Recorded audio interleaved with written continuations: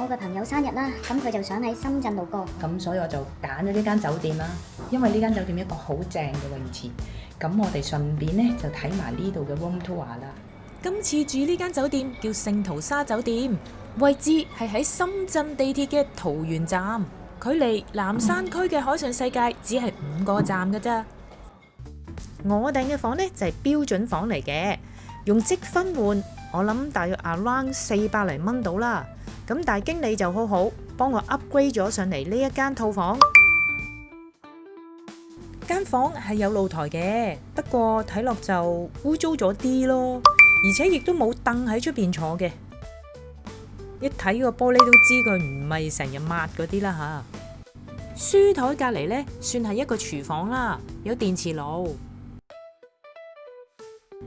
不過我覺得佢啲煮食工具就唔係好齊全咯，唔信大家睇下。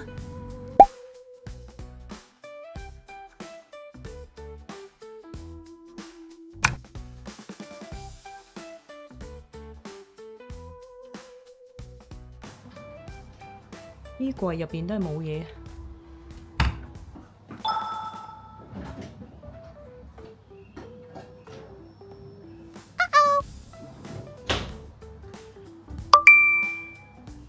比較特別嘅呢，就係呢度多咗個衣帽間。講真啦，我住一晚呢個衣帽間對我嚟講就冇乜作用啦。呢間酒店令我最驚喜嘅呢，就係個房同個廁所啦。我哋睇下個房先，個景呢行出去呢就唔算好靚啊，但係呢就好開揚咯。相比起個大廳呢，房呢就舒服好多啦。除咗有張貴妃椅之外呢，佢張床啊仲係超級大啊！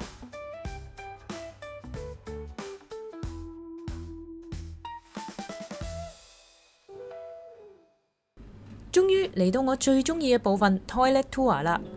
點解覺得廁所係最正呢？因為呢度成個浴室嘅設計完全冇好娘嘅感覺啊！而且仲有一個網紅浴缸俾你影相啊！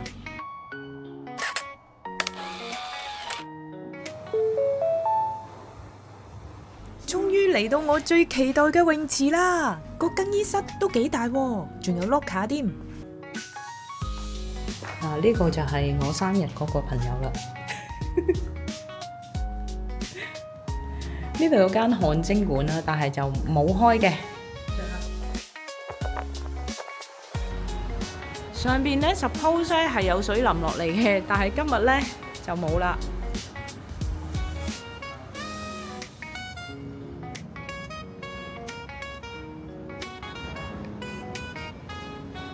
個泳池咧雖然係唔錯幾靚，個 area 咧亦都唔算好多人好逼啦，但係咧呢個泳池落水咧就一定要戴泳帽嘅。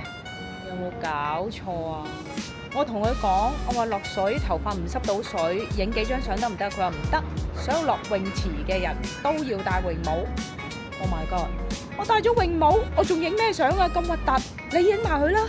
本身 book 呢間酒店就係為咗個泳池啫嘛，而家搞到要喺呢凳上面 hea 啊！其實喺凳後面都有個好靚嘅花園，可以打下卡、影下相噶，但係佢呢就封住晒啊，所以呢度就扣好多分啦。禮堂幾靚都冇用啦，浴缸幾好都冇用啦。